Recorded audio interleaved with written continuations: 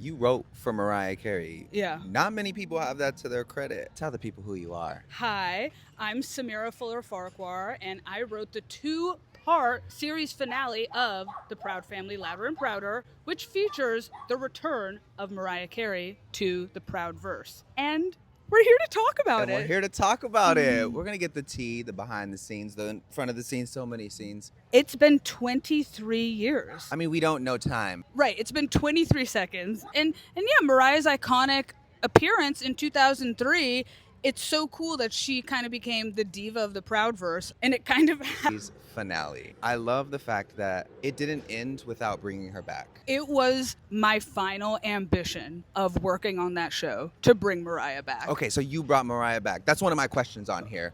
So let's just jump to that. Let's just jump to that one. Was it your idea to bring Mariah? Tell us more about that. It was a group effort, Okay. as all things are. Of course, after writing, 2 episodes for Proud Family, I thought, let's do something really fun. We need to bring Mariah back. It was like this feverish realization I had of, oh my God, she's been on the show. And so I told my best friend who writes on the show, writer Kylie Evans, I said, we need to bring Mariah back. How can we make this possible? And it just so happened I was assigned another episode for season 4, our final season.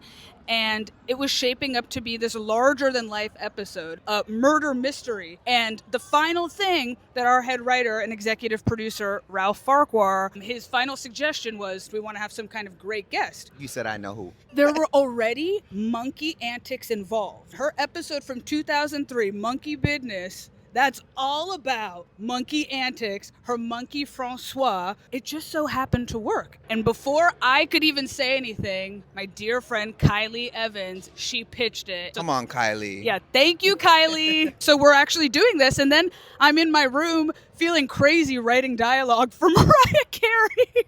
So how do we get Mariah back on here? That was the biggest question, Dimitri. Well, first it was just writing the script. It was a great time for her to come on in 2003 because I really think that was close to the Mariah Carey we really know today. Her persona was what it was. It was no longer, 90s. She had that stature and that matureness, and she's in her home in the original series and in robes and just so luxurious. The diva, darling. The diva. The diva, darling. The diva.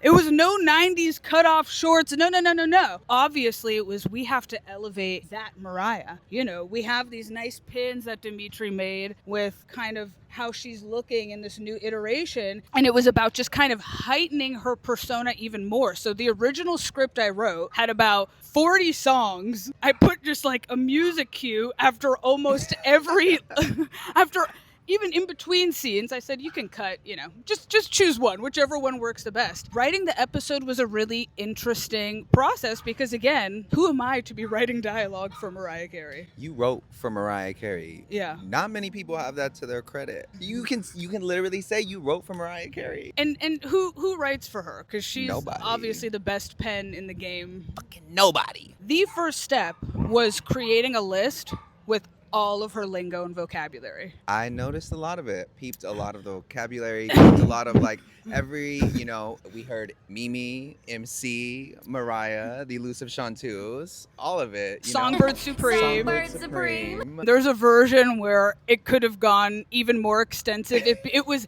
antics. It was tangent. I had put every single one of her words in a list and see what I could make happen. Obviously, Darling was there. She throws a pretty nice darling in there. She goes, Oh, Gypsy darling.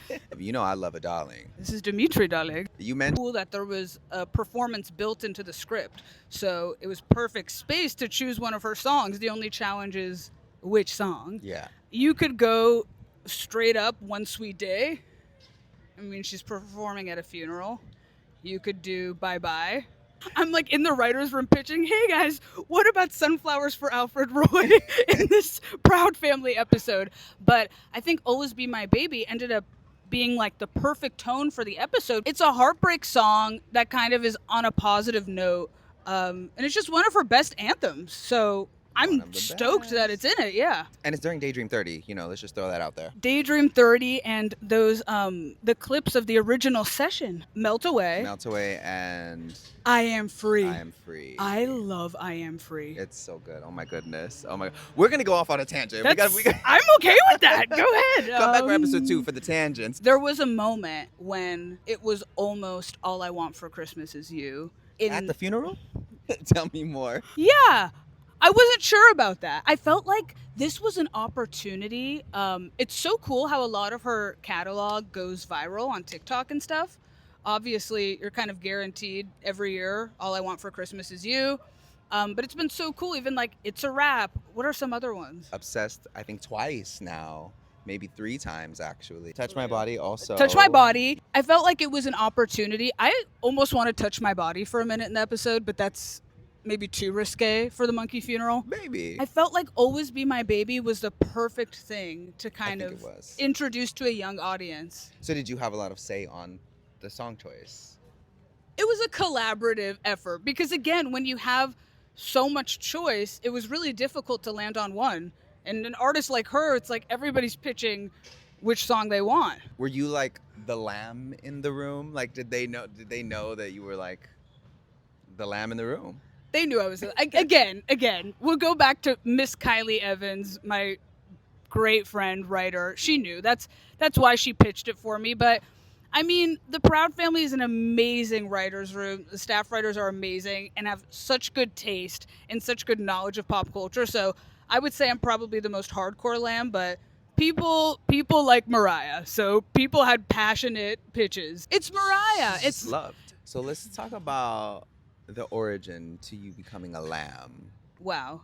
Well, I'm a more recent lamb, even though I've known of her work basically forever, like everyone. I kind of really became interested in her surrounding the release of her autobiography. I became very interested in her catalog through the book that she collaborated on with Michaela Angela Davis, and I'm really interested in those women and the work that they do, showing this very unique side of American history through, biracial families or, light skin, maybe potentially white passing black people, and how she kind of framed her life story around people not quite maybe fully realizing or understanding her identity. That's how I came to know Mariah, through that really kind of analytical lens. So I just revere her on another level as an author. Did being a lamb make it easier, or did it make you more nervous to write this episode? Both. Well, I know you're going to be watching it.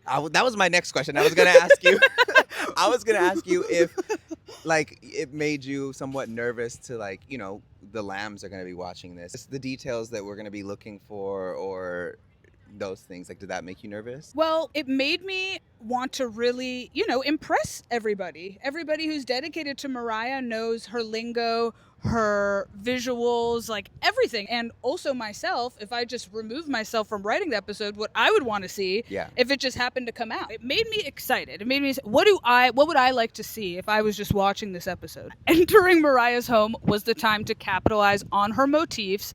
And so I sent a lot of messages to the art director, Eastwood Wong. Thank you, Eastwood. Just emails and emails, because if she can't say every last thing and go on tangents, we need to represent her home the best we can. So I saw in Mariah's home the glitter photo, and y'all, we know Glitter 25. Glitter 25. Up. Yes. When Penny and Shuggy the bear in full detective garb enter Mariah's home, already just what a strange scenario. What are we in? Yeah.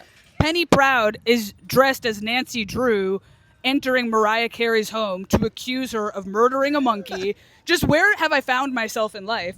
But when you enter, Eastwood put there's a little bronze statue with the emancipation pose.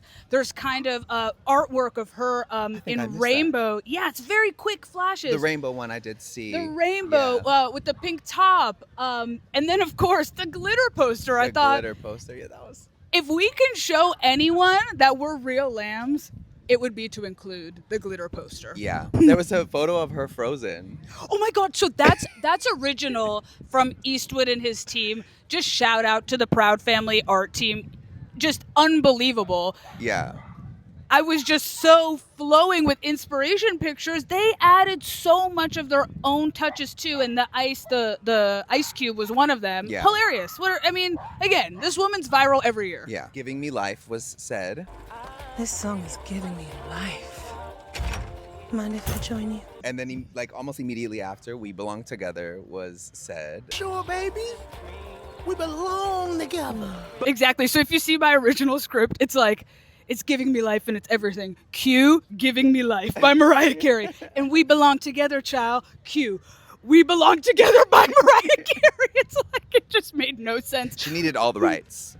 Oh my God. hello. I love that. You can throw it like a love frisbee. You can throw it like a frisbee if you want it. When you arrive to Mariah's home in these Proud Family episodes, kind of pans down and reveals the gate of her house, which says, "Why you so obsessed with me?" I was gonna ask if you had anything to do with I don't know the correct terms. What is the visuals, the graphics, the animation, The art direction. the art direction. I only had anything to do with it because of the kind extension of Eastwood Wong. Because no, I've never been asked to be involved in the art of any of my episodes, but this time it was a bit more serious. 5 emails a day, you said. This time it was, and it was, making sure that we got it right, and just that it was super fun. It was as fun as Mariah is. I mean, who is more playful and colorful and just joyous, festive Yeah. as Miss Mariah Carey? So the episode should match. And you did a great job. Thank you. Amazing job. This is my vintage tank top from the Adventures of Mimi tour. That was the first time I ever saw Mariah live at the Adventures of Mimi tour, and I lost my shirt. No. Yeah. You were there?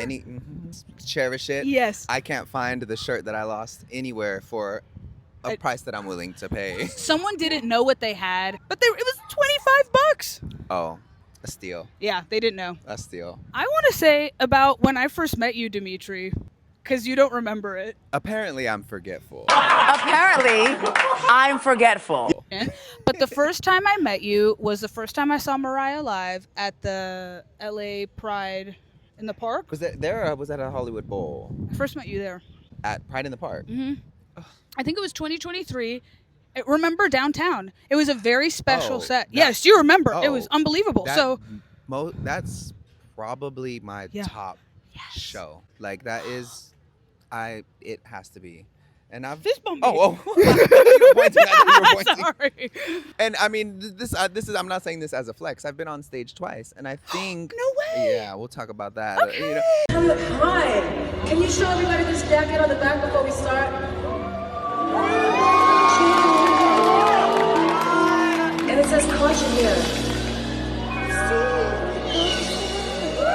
Don't be dishonest. But Pride in the Park, I Yeah. think tops that. Yeah. I told you that it was for that to be my first show. Oh, it was the best. My sister and her wife were there, and it was their first time seeing Mariah live, and they were standing behind me, and I remember turning around and telling them, like, there will never be another show like this again. Like, this is the best. Like, it was just the set list, her energy. I know she felt comfortable with, like, the crowd With that us. was there with It us. was the right It people. she was like, these are my people, and I feel it was incredible. During It was, Hero, I love you, Yeah. I love you, I love you. I was watched that so video once a week. I just took like, yeah. really good videos. I don't think I have any videos. No, I was you were just like- enjoying the show. Yeah, don't take videos. And so I got there hours early to secure my spot at the front. And oh, hi. Oh, hello. Hi. And I knew I would end up seeing you, and I did say hi for a second, but I was mostly quiet because even I was just kind of just almost meditating before the show. And then once it began, I realized it was something so special because I've never seen a set list of hers with so many of the remixes. Yeah. And then premiering the Rainbow's End. Oh, and we didn't get it for like another year, No. I think, or even longer than that. It's my Pride anthem now, you know. It's amazing. Yeah. So that's where we met. I wanted to tell that story because that was a super, super special show. And I was in the audience just thinking, please do my episodes. I really feel like the title track from Here for It All is just one of her best efforts. It's just one of the most beautiful songs. Definitely career defining. I 100% agree. Here for It All is one of her best songs. Period. Hands down. Remix. Oh, so good, so good. Okay, well, Goodbye. we're gonna be here forever. Yeah. We're gonna keep going on Okay. tangents and tangents and tangents. So thank you so much for having this conversation with me and giving me the tea. I feel extremely honored, and I'm sure the lambs are gonna love this. Well, thank you, Dimitri, and thanks for all you do in your platform. It's so fun, Oh, thank you. and I look forward to all your future events and stuff. All right, thank you so much. Bye, y'all.